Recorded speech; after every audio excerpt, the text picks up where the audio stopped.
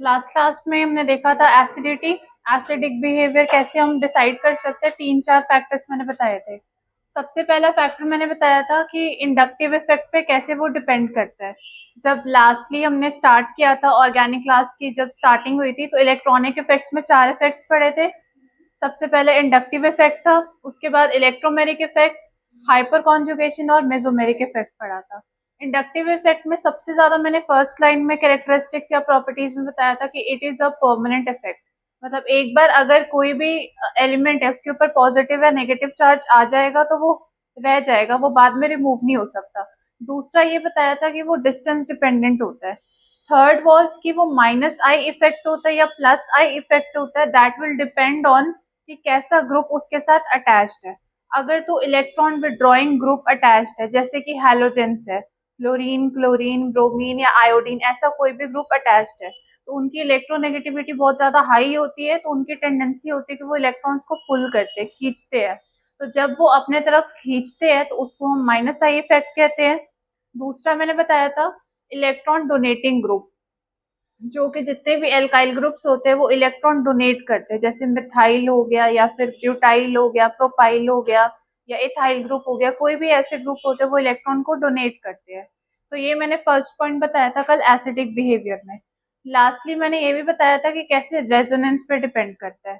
तो अगर कोई भी ऐसा मॉलिक्यूल है जिसका बैकअप रेजोनेंस से स्टेबलाइज्ड है, मतलब उस मॉलिक्यूल में रेजोनेंस पॉसिबल है, तो दैट मीन्स कि उसका एसिडिक कैरेक्टर भी बहुत ज्यादा हाई होगा। ठीक है। एक और मैंने मेन पॉइंट बताया था कि एसिडिक बिहेवियर और बेसिक बिहेवियर आपस में इनवर्सली प्रोपोर्शनल होता है। लाइक सपोज HCl है, हाइड्रोक्लोरिक एसिड है, सबको पता है वो एसिडिक होता है। तो अगर वो बहुत ज्यादा एसिडिक है तो दैट मीन्स कि वो बहुत कम बेसिक है। और जैसे हमने पढ़ा था NaOH है, सोडियम हाइड्रोक्साइड है, तो अगर वो बहुत ज्यादा बेसिक है तो वो बहुत कम एसिडिक भी होगा। तो वही चीज आज हम यहाँ ऑर्गेनिक मॉलिक्यूल में भी करेंगे। इसमें हम करेंगे कि जो मॉलिक्यूल बहुत ज्यादा एसिडिक है वो असल में बहुत कम बेसिक भी होगा। तो अगर सपोज किसी में अगर रेजोनेंस बहुत ज्यादा है तो रेजोनेंस स्टेबलाइजेशन है, दैट मीन्स कि एसिडिक कैरेक्टर बहुत ज्यादा हाई है। तो अगर हमें बेसिक कैरेक्टर देखना होगा तो रेजोनेंस इनवर्सली प्रोपोर्शनल हो जाएगी उससे। मतलब किसी मॉलिक्यूल में अगर रेजोनेंस है तो उसका एसिडिक कैरेक्टर हाई होगा, but basic character at the same time क्या होगा, लो हो जाएगा।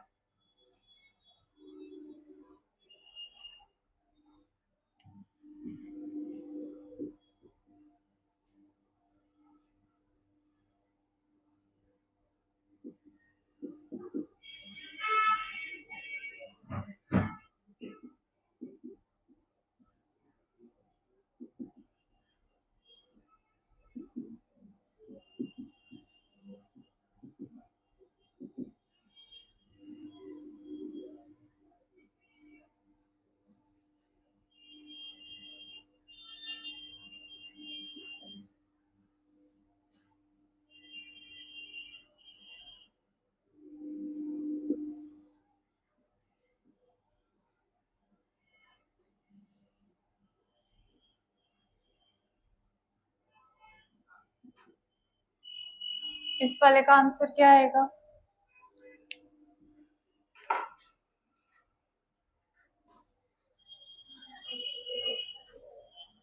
कल मैंने बताया था एक और चीज कि सपोज जैसे हमारे पास NaOH होता है, ये इनऑर्गेनिक मॉलिक्यूल है, ठीक है। तो इसको सबको पता है वाटर में डिसोसिएट करवाओगे तो क्या आ जाएगा, Na+ और OH-। बट ऑर्गेनिक में जब हम पढ़ते हैं, सपोज हमारे पास है CH3OH, इस वाले ग्रुप को क्या कहते हैं, अल्कोहल ग्रुप होता है ये। तो अगर इसको ऑर्गेनिक, ये ऑर्गेनिक मॉलिक्यूल है, इसको अगर हम डिसोसिएट करवाएंगे तो वो इसके जैसे नहीं होगा। देखने में लग रहा होगा कि यहाँ पे भी OH है, यहाँ पे भी OH है, तो ये Na+OH में निकल गया, ये वाला भी CH3+ और OH- में निकल जाएगा, बट ऐसा नहीं होता। ऑर्गेनिक में क्या होता है, CH3O- + H+। तो अब देखो यहाँ पे H+ है, तो H+ का मतलब क्या होता है, एसिडिक बिहेवियर है इसका। जो भी ऐसा मॉलिक्यूल जो H+ लिबरेट करता है वो कैसे बिहेव करता है, एज एन एसिड बिहेव करता है। और जो भी OH- रिलीज करता है वो एज अ बेस बिहेव करता है।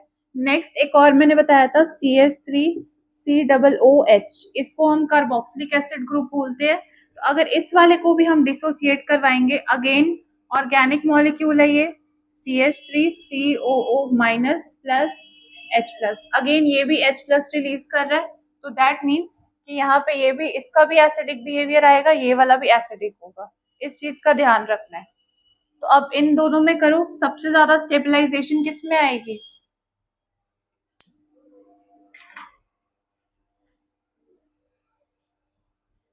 इन दोनों में से कौन सा स्टेबल होगा?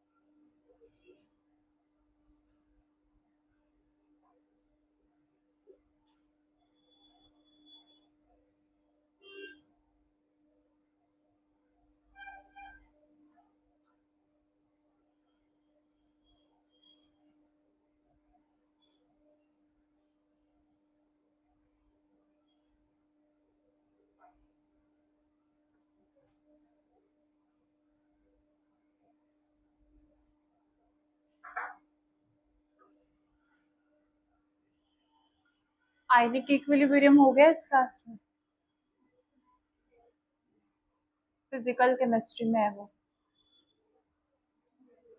नहीं हुआ?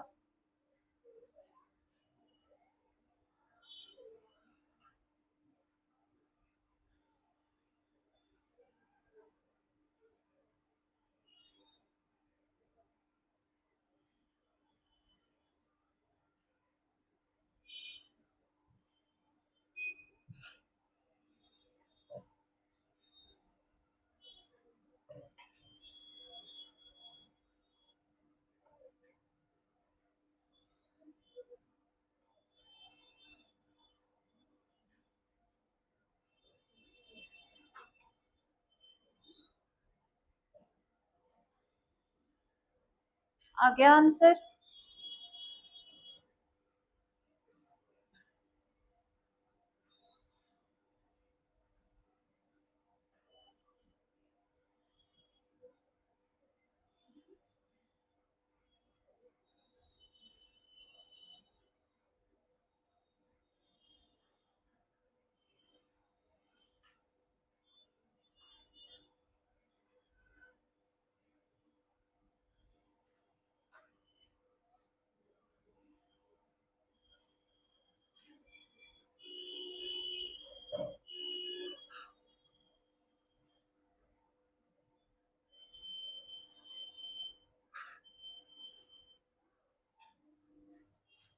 इस मॉलिक्यूल में कॉन्जुगेशन हो रही है, ठीक है, ये डबल बॉन्ड है, ये डबल बॉन्ड ऑल्टरनेट में, साथ में ये लोन पेयर है, ये भी ऑल्टरनेट में है। तो ज्यादा स्टेबलाइज्ड कौन सा हो जाएगा? यहाँ पे कोई भी डबल बॉन्ड नहीं है, सिंपल है ये। तो ये साइक्लोहेक्सेनॉल है, यहाँ पे ये फिनॉल नहीं है, ठीक है। अगर यहाँ पे डबल बॉन्ड होता तो वो ज्यादा स्टेबलाइज्ड हो जाता, क्योंकि उसमें रेजोनेंस ज्यादा होती है। इस वाले में देखो, यहाँ पे कॉन्जुगेशन पॉसिबल है, ये ज्यादा स्टेबलाइज्ड है, तो जो ज्यादा स्टेबलाइज्ड हो जाएगा वो ज्यादा एसिडिक हो जाएगा, इसीलिए A will be more acidic than B. समझ में आ गया सबको?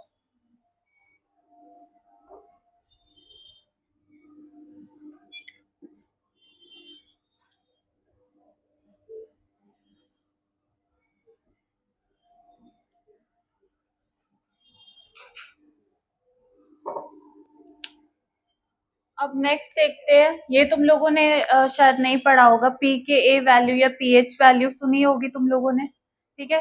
जैसे pH होता है, जैसे 7 का स्केल होता है, 14 का स्केल होता है बेसिकली, तो अगर 1 से लेके 7 तक है तो उसको हम एसिडिक मान लेते हैं, 7 होता है तो न्यूट्रल होता है, 7 के आगे होता है तो उसको हम बेसिक मान लेते हैं। वही सेम चीज हम यहाँ पे भी करेंगे।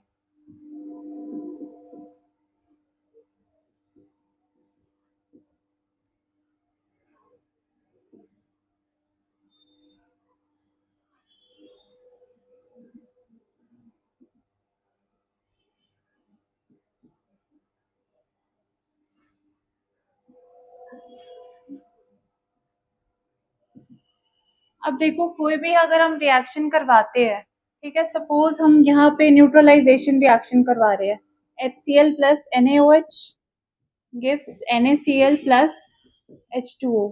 सपोज ये हम रिएक्शन करवा रहे हैं।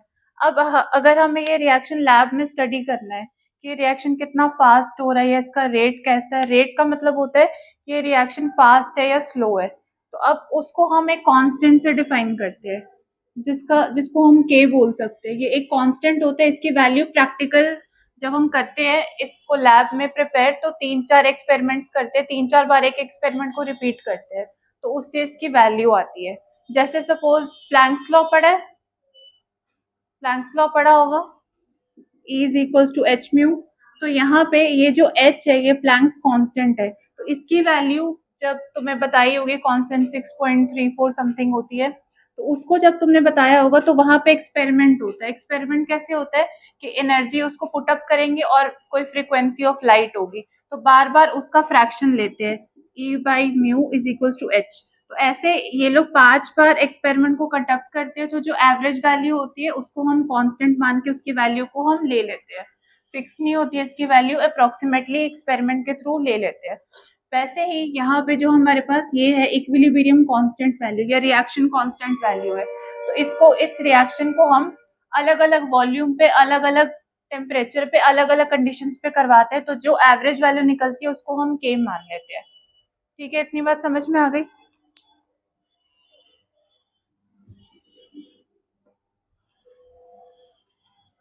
अब देखो यहाँ पे हम एसिडिक कैरेक्टर की बात कर रहे हैं। तो सपोज हमारे पास कोई एसिड है इसको हम डिसोसिएट करवा रहे हैं वाटर में। ये रिएक्शन रिवर्सिबल है इसीलिए इसको इस साइन से डिनोट कर रहे हैं। तो यहाँ पे H प्लस निकलेगा और Cl माइनस निकलेगा। तो अगेन इस रिएक्शन का भी एक कांस्टेंट वैल्यू आएगा जिसको कि हम Ka बोल देते हैं। K कांस्टेंट हो गया, A का मतलब एसिड हो गया। अगर ये रिएक्शन बेस के लिए करेंगे सपोज NaOH है तो Na प्लस OH माइनस। तो अब इस रिएक्शन को हमने बेस के लिए किया तो इसको हम Kb बोल देंगे। ठीक है, इसके वैल्यू से हमें कोई अभी मतलब नहीं, अभी जस्ट हम सिंपल इसको अंडरस्टैंड कर रहे हैं। दूसरी बात मैंने क्या बताई यहाँ पे, जब हम पीएच स्टडी करते हैं तो इसकी न्यूमेरिकल वैल्यू मैथमेटिकल वैल्यू होती है माइनस लॉग H प्लस। मतलब कि इस पीएच में मतलब कोई भी एसिड है वो कितना H प्लस निकाल रहा है वही उसकी पीएच वैल्यू आ जाती है। सपोज यहाँ पे H प्लस हमारा आ गया 10 टू द पावर माइनस 6। तो इसको रखेंगे माइनस लॉग, यहाँ पे बेस 10 आता है 10 टू द पावर माइनस 6। तो अगर ये भी 10 होगा ये भी 10 हो जाता है तो यहाँ पे आ जाएगा माइनस और माइनस 6 इज इक्वल टू 6। ठीक है, इस तरीके से हम निकालते हैं पीएच। तो अगर यहाँ पे अगर हमने पीकेबी वैल्यू या पीकेए वैल्यू निकालना होगा तो सेम फॉर्मूला यूज कर सकते हैं।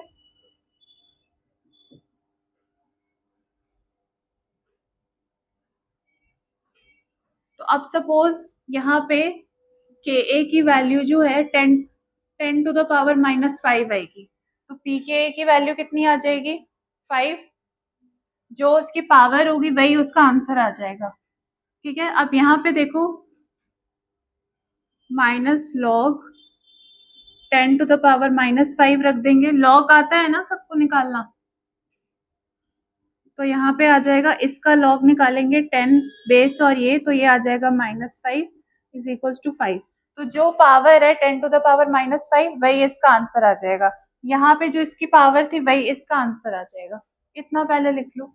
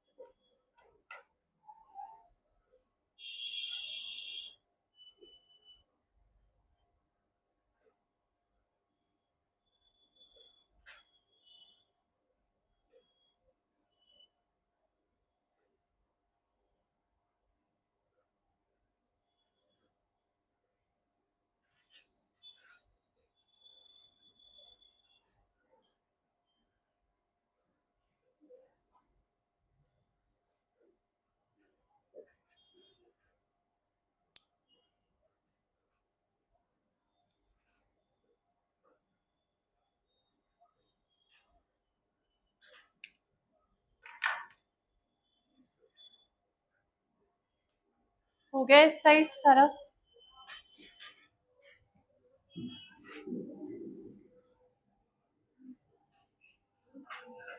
अब देखो एक चीज याद रखना, पीएच में होता है स्केल फिक्स्ड होता है 1 से लेके 14 तक, इस के में फिक्स नहीं होता, ये 14 के आगे भी जा सकता है, बस ये यहाँ पे डिफरेंस है।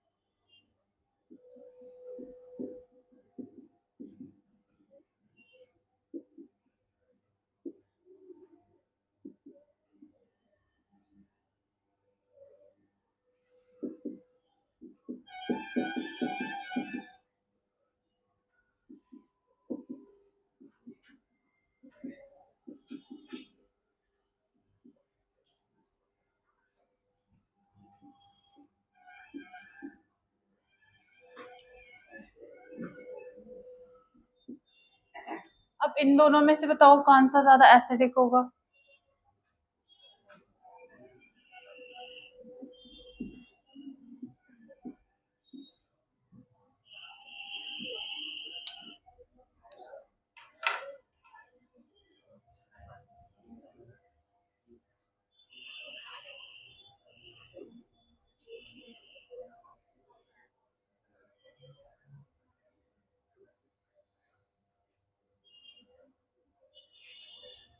लॉग निकालो पहले।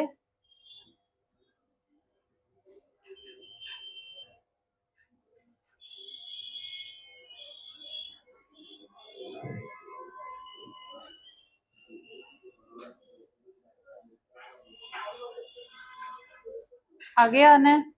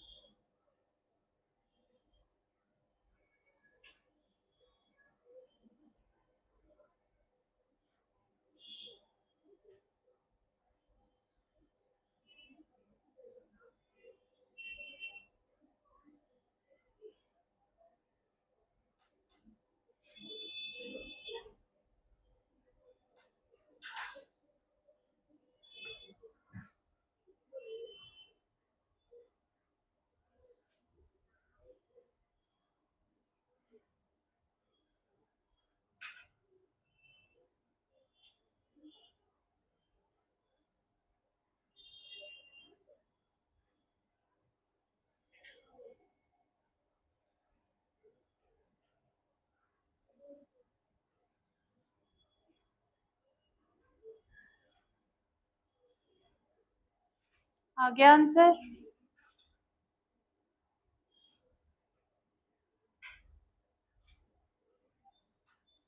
जो आंसर नहीं बताएगा उसका कल का प्रोग्राम कैंसिल।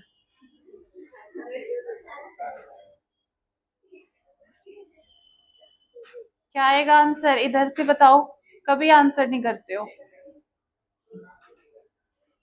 अभी तो क्वेश्चन भी नहीं लिखा होगा।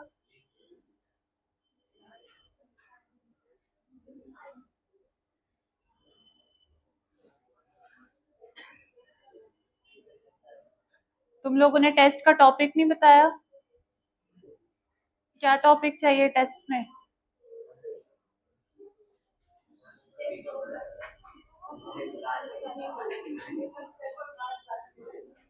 कब बताओगे। अभी मैं क्वेश्चन देने वाली हूँ उधर।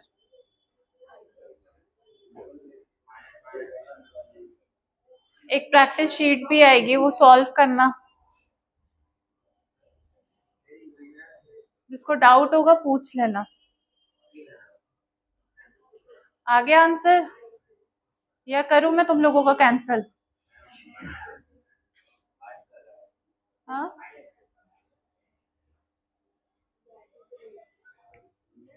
यहाँ पे देखो,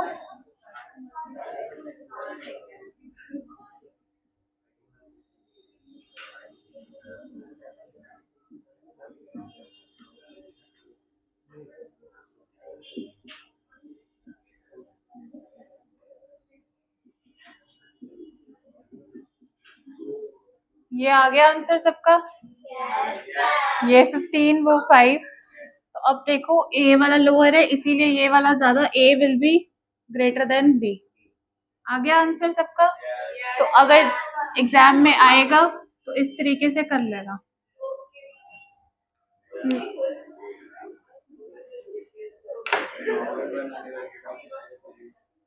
नेक्स्ट स्टार्ट करते हैं बेसिक। किसी को एसिडिक कैरेक्टर में प्रॉब्लम है?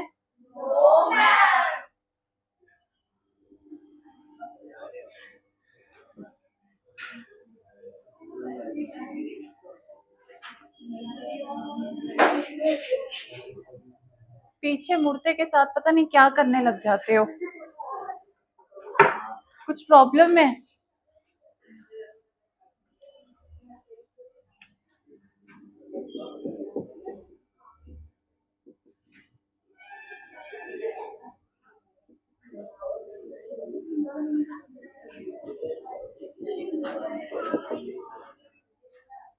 आगे आ जाओ इधर।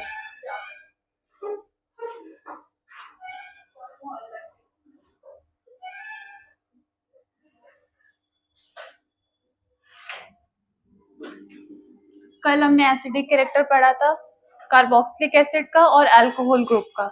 आज हम देखेंगे अमीन्स का। तो बेसिकली अमीन्स जो होते हैं उनका ग्रुप होता है इस तरीके से। अमोनिया पता है सबको? अमोनिया जैसे नाइट्रोजन है, इसका साइज जो होता है छोटा होता है। तो ये इसके पास आउटर मोस्ट में कितने इलेक्ट्रॉन्स होते हैं? 5 इलेक्ट्रॉन्स होते हैं। बट ये 5 बॉन्ड नहीं बना सकता क्योंकि इसका जो साइज होता है छोटा होता है, पहले भी मैंने बताया। इसी ग्रुप से बिलोंग करता फॉस्फोरस होता है। ठीक है, इसके नीचे आता है वो। तो ये क्या करता है, ये 5 बॉन्ड भी बना सकता है, PCl5।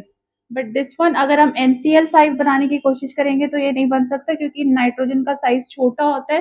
वो एक टाइम पे 5 ऐसे बड़े एटम्स को एक साथ नहीं अटैच कर सकता क्योंकि बहुत ज्यादा स्टेरिक हिंड्रेंस हो जाता है। स्टेरिक हिंड्रेंस समझते हो? स्टेरिक हिंड्रेंस का मतलब होता है बहुत ज्यादा भारी भारी ग्रुप जब अटैच हो जाते हैं, बहुत ज्यादा क्राउडी हो जाता है किसी एटम के अलोंग, तो वो बहुत ज्यादा अनस्टेबल हो जाता है, तो वो एग्जिस्ट नहीं कर पाता। तो इसका साइज जो होता है वो छोटा होता है, तो बेसिकली एग्जिस्ट नहीं कर पाएगा। तो अब देखो यहाँ पे NH3 जो है, कौन बातें कर रहा है?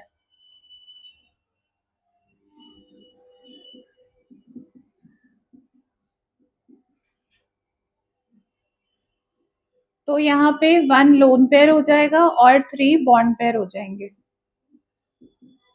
अब देखो इसी से हम अमीन्स को डिराइव कर सकते हैं। कैसे? यहाँ पे हाइड्रोजन को रिमूव करेंगे और CH3 ग्रुप अटैच कर देंगे। सपोज यहाँ पे एक H की जगह अगर हम CH3 ग्रुप अटैच कर देंगे तो इस वाले को हम कहेंगे 1 डिग्री अमीन। अगर हम यहाँ पे 2 ग्रुप्स अटैच कर देंगे तो 2 डिग्री अमीन हो जाएगा। और अगर यहाँ पे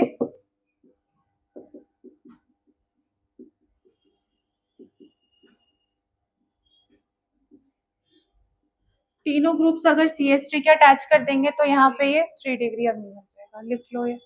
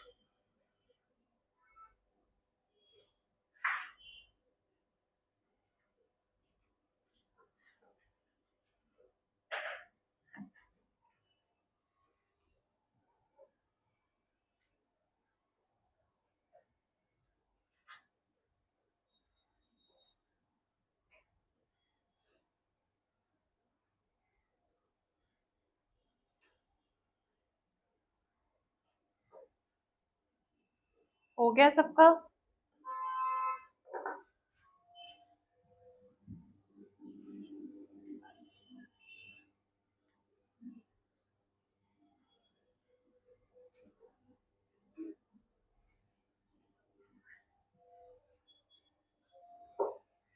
नेक्स्ट टाइम। अब देखो, कल हमने पढ़ा था एसिडिक बिहेवियर। उसमें मैंने जो मेन पॉइंट बताया था कि सबसे पहले अगर हम इनऑर्गेनिक में कंसिडर करते हैं तो हम मैग्नीट्यूड देखते हैं पॉजिटिव चार्ज का। सेकंड हम देखते हैं, अगर ऑर्गेनिक मॉलिक्यूल की बात करते हैं तो उसमें हम इंटेंसिटी देखते हैं।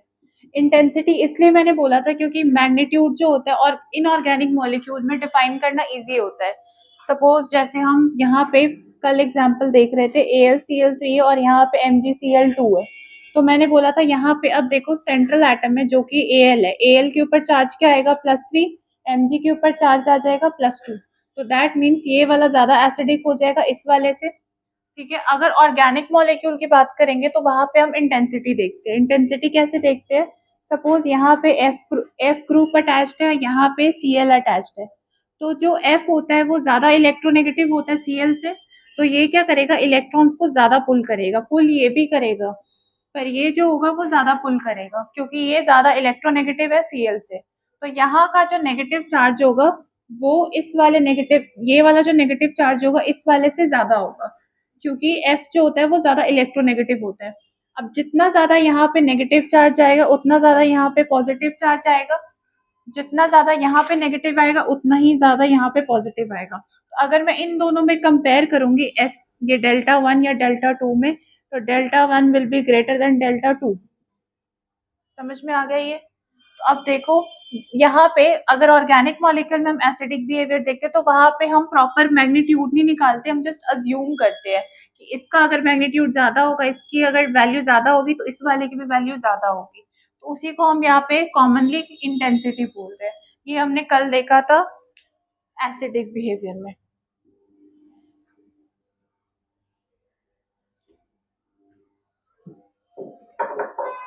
अब देखो बेसिक वाले में क्या होता है, जैसे कि अमीन्स है यहाँ पे, तो इसके पास लोन पेयर्स है। तो ये जितनी जल्दी, जैसे हमने एसिड का देखा था, सपोज यहाँ पे HCl है तो वो H+ और Cl- लिबरेट करेगा। या सपोज यहाँ पे H2SO4 है और एक HNO3 है, तो ये H+ और NO3- में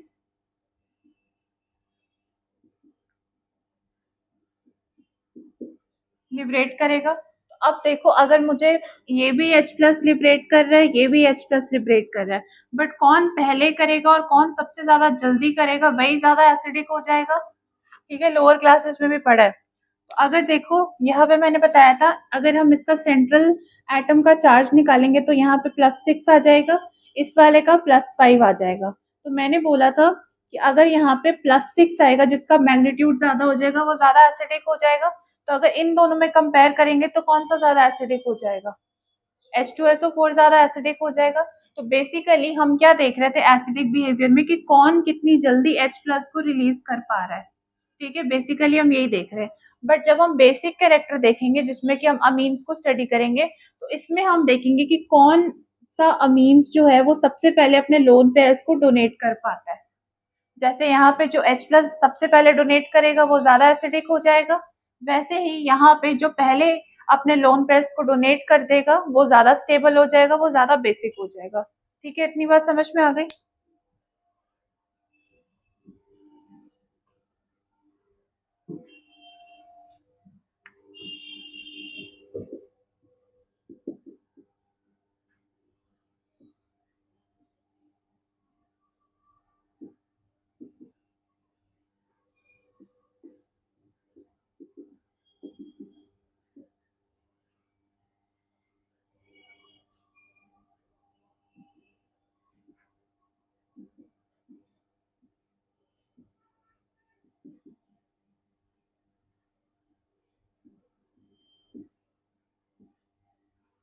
लिख लो।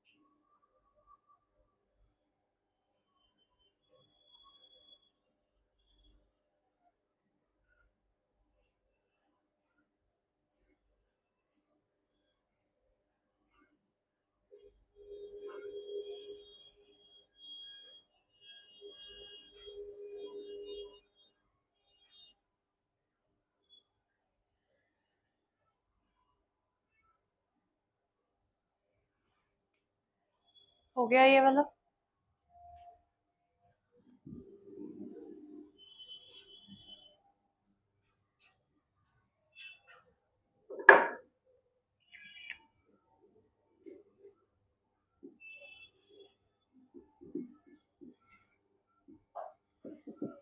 अब जो हमने कल पढ़ा था उसी से हम आगे रेफरेंस लेके इसको कंपेयर करेंगे। तो कल मैंने बताया था कि जैसे हम एसिडिक कैरेक्टर को जज करते, एसिडिक का जस्ट उल्टा बेसिक बिहेवियर हो जाएगा।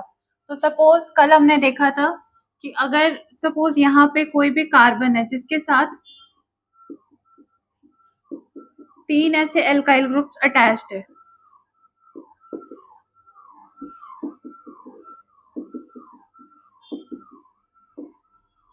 तो बेसिकली हम यहाँ पे देख रहे थे, मैंने ऑलरेडी बताया कि जब हम एसिडिक बिहेवियर देखते हैं तो हमारा फोकस होता है पॉजिटिव चार्ज के ऊपर, कि किसका पॉजिटिव चार्ज का मैग्नीट्यूड ज्यादा है। तो अब देखो ये वाले जो ग्रुप होते हैं वो इलेक्ट्रॉन्स को डोनेट करते हैं, राइट, बताया है वो ऑलरेडी, इलेक्ट्रॉन डोनेटिंग ग्रुप होते हैं। तो ये क्या करते हैं, इलेक्ट्रॉन्स को डोनेट करते हैं। तो हमारा फोकस है यहाँ पे पॉजिटिव चार्ज को देखना कि इसकी इंटेंसिटी कैसी है। तो अब देखो यहाँ पे ये पॉजिटिव चार्ज है, बट जब ये तीनों ग्रुप्स इसको इलेक्ट्रॉन डोनेट करेंगे तो जो इलेक्ट्रॉन्स को एक्सेप्ट करता है तो उसके ऊपर कौन सा चार्ज आता है, नेगेटिव चार्ज आ जाएगा। तो सपोज इन तीनों ग्रुप के अटैच होने से पहले यहाँ का जो पॉजिटिव का मैग्नीट्यूड हुआ होगा वो 10 हुआ होगा, बट आफ्टर इससे एक इलेक्ट्रॉन, इससे एक इलेक्ट्रॉन और इससे एक इलेक्ट्रॉन लेने के बाद यहाँ पे -3 करेंगे तो कितना आ जाएगा 7।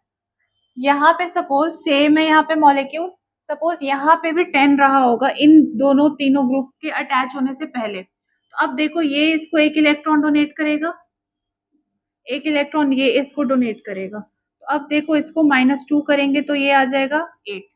तो अब देखो पॉजिटिव मैग्नीट्यूड किसका ज्यादा है, इस वाले का ज्यादा आ रहा है, इस वाले का कम आ रहा है। इसीलिए अगर इन दोनों को हम कंपेयर करेंगे तो ये वाला ज्यादा एसिडिक हो जाएगा, ये वाला कम एसिडिक हो जाएगा। समझ में आ रहा है?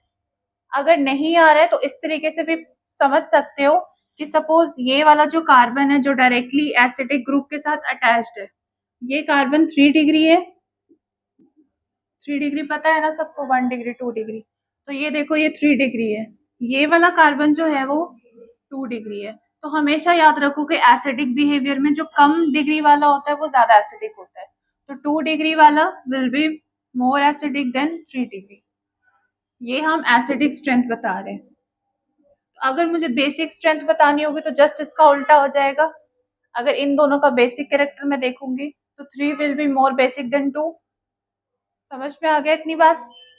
तो अब देखो ये किसी को लिखना है,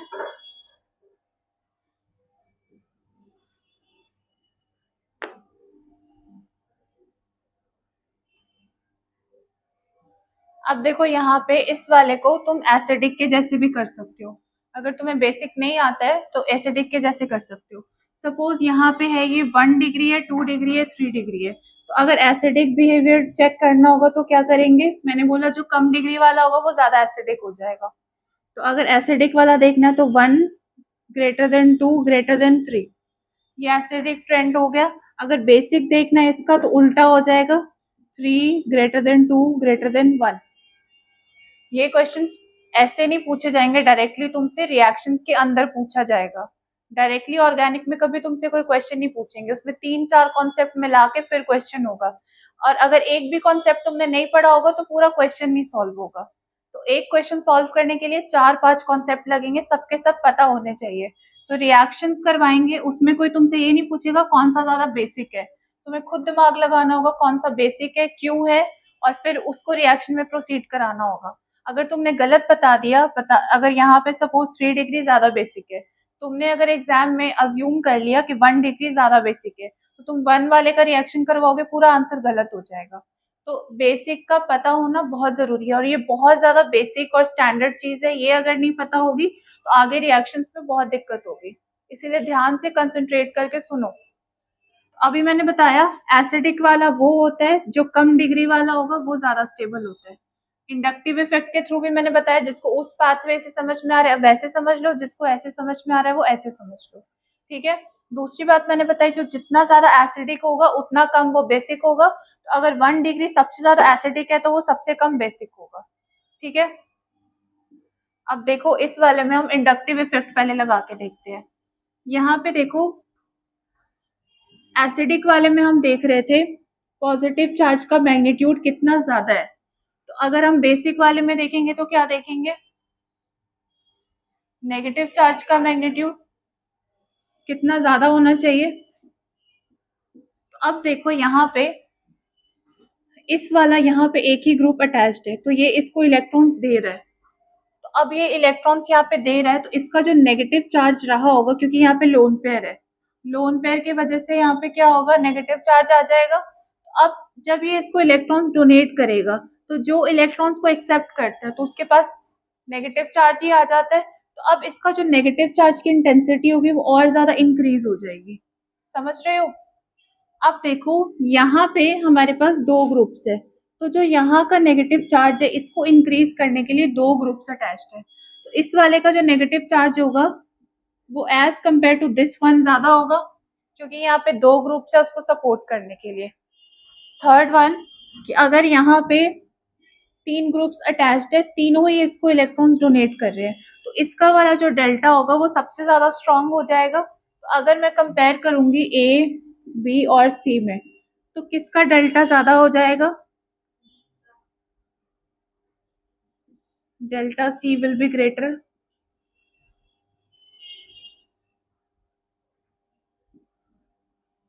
अब जिसका जितना नेगेटिव चार्ज ज्यादा होगा उतना ज्यादा वो बेसिक हो जाएगा। अब देखो अगर मुझे बेसिक का देखना होगा तो सबसे ज्यादा सी, देन बी, देन ए। जिसको ऐसे समझ में आ रहा है वो ऐसे समझ लो, जिसको नहीं समझ में आ रहा वो पॉजिटिव रख के भी समझ सकते हो।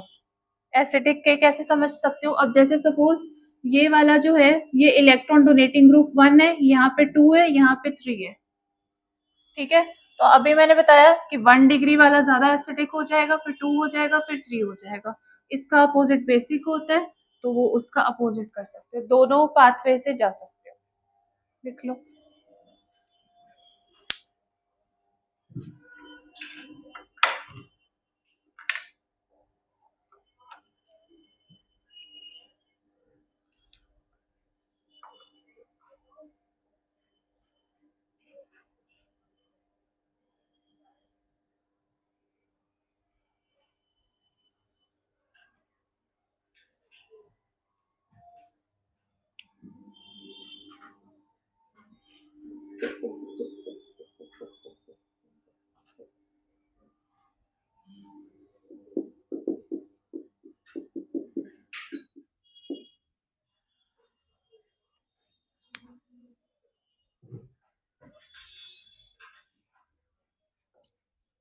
इसको प्रैक्टिस करोगे तभी आएगा, एक बार में समझ में नहीं आएगा ये।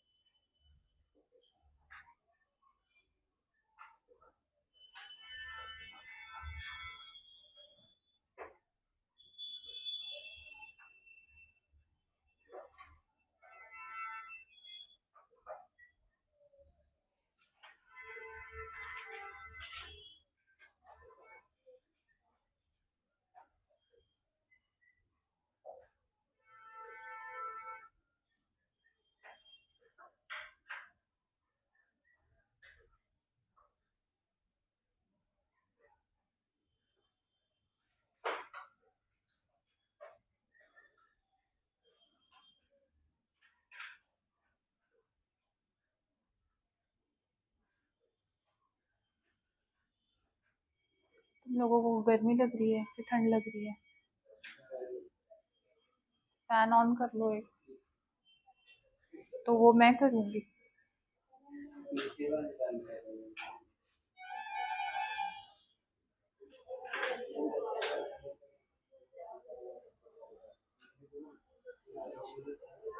हो गया, लिख लिया सबने?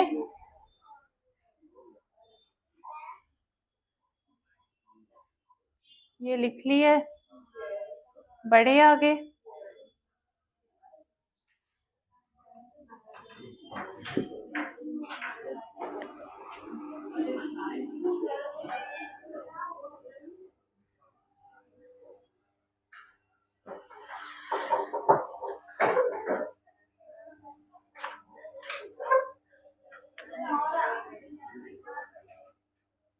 क्या हुआ? चलो ये देखो नेक्स्ट। कल हमने किया था एसिडिक कैरेक्टर में भी सेम चीज किया था, ठीक है। उसमें हमने क्या देखा था कि अगर सपोज हमारे पास कार्बोक्सिलिक एसिड है, इसके साथ अगर फ्लोरीन ग्रुप अटैच्ड है। दूसरा हमने देखा था अगर यहाँ पे क्लोरीन ग्रुप अटैच्ड है तो सबसे ज्यादा एसिडिक कौन सा हो जाएगा? फ्लोरीन वाला हो जाएगा, क्योंकि यहाँ पे ये वाला कैसा ग्रुप है? इलेक्ट्रॉन विड्रॉइंग ग्रुप है। विड्रॉइंग का मतलब होता है ये इलेक्ट्रॉन्स को खींचेगा यहाँ से, तो इसका जो पॉजिटिव चार्ज है वो और ज्यादा इंक्रीज हो जाएगा as compare to this one. इसका अगर डेल्टा ए है या इसका डेल्टा बी है तो delta A will be greater than delta B. तो ये दोनों का इस तरीके से हो जाएगा एसिडिक स्ट्रेंथ। तो अगर बेसिक देखना होगा तो जस्ट इसका उल्टा हो जाएगा। तो वही चीज अब हम अमीन्स में करेंगे।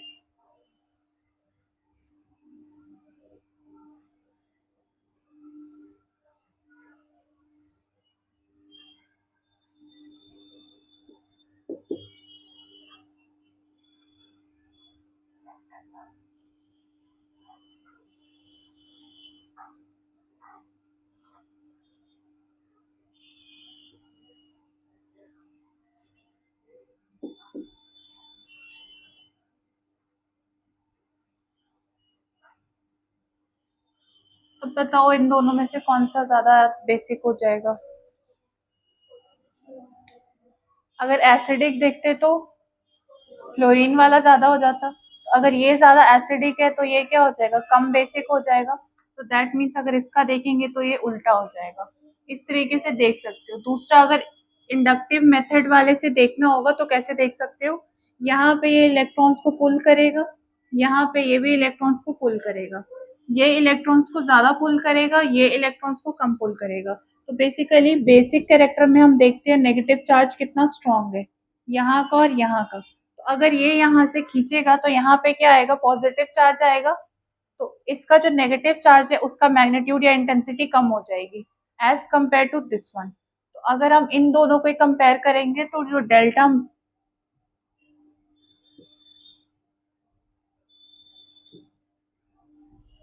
इसीलिए बेसिक कैरेक्टर भी हो जाएगा।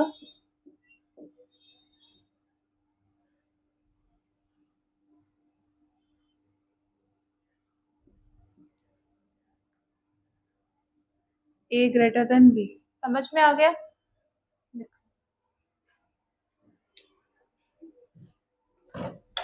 क्वेश्चन सॉल्व करके आना, डाउट होगा तो पूछ ले।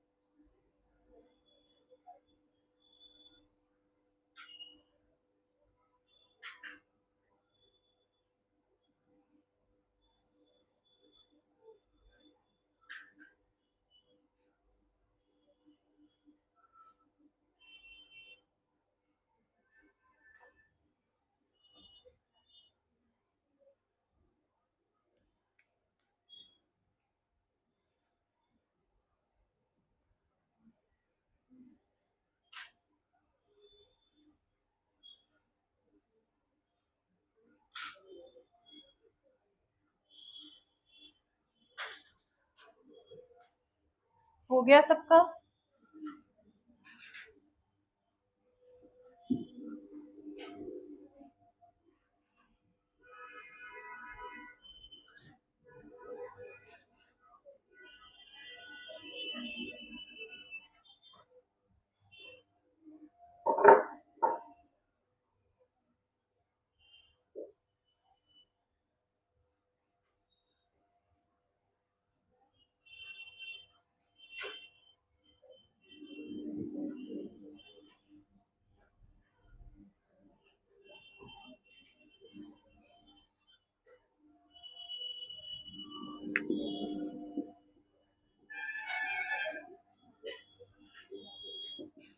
अब कल देखो, कल मैंने बताया था कि जितने ज़्यादा रेज़ोनेटिंग स्ट्रक्चर होंगे या जितना ज़्यादा एक्सटेंट ऑफ रेजोनेंस होगा, एक्सटेंट का मतलब क्या होता है? कितनी दूर तक कॉन्जुगेशन कंटिन्यूड है। सबसे पहला पॉइंट था कि सपोज अगर हमारे पास फिनॉल है और दूसरा हमारे पास कार्बोक्सिलिक एसिड है, इसके कैनोनिकल स्ट्रक्चर्स मतलब रेजोनेटिंग स्ट्रक्चर्स जो होते हैं वो टू होते हैं।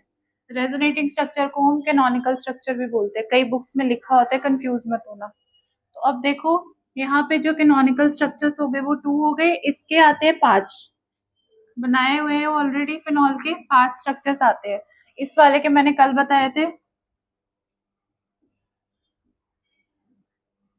यहाँ पे ये O माइनस और H प्लस में लिबरेट हो जाएगा, तो जब ये O माइनस है ये इसके साथ रेजोनेंस में चला जाएगा।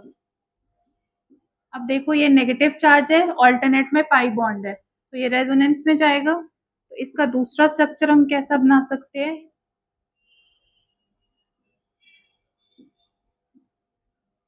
और अगर इसका हाइब्रिड बनाना होगा तो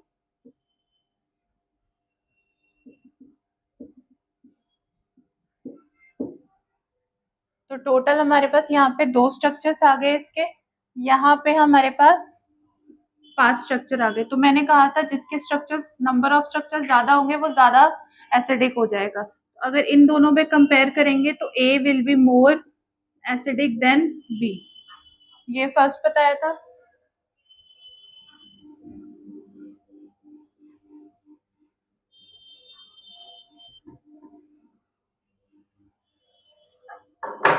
सेकंड मैंने बताया था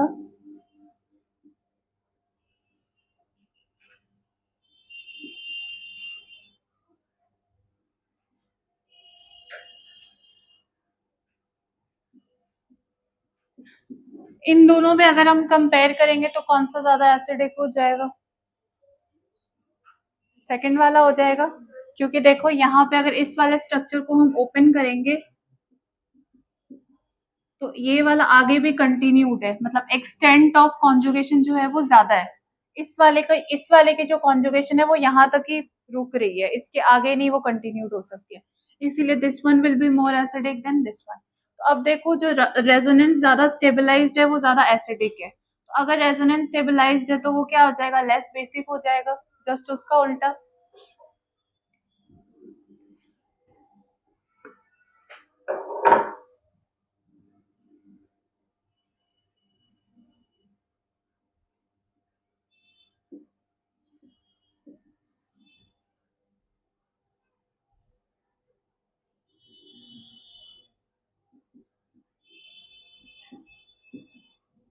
अब इन दोनों में से बताओ कौन सा ज्यादा बेसिक हो जाएगा?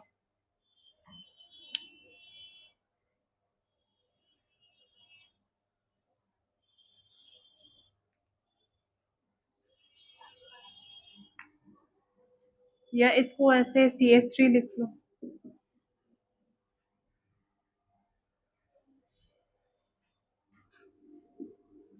अभी मैंने क्या बताया था, अगर रेजोनेंस स्टेबलाइज्ड है तो वो क्या हो जाएगा? एसिडिक हो जाएगा।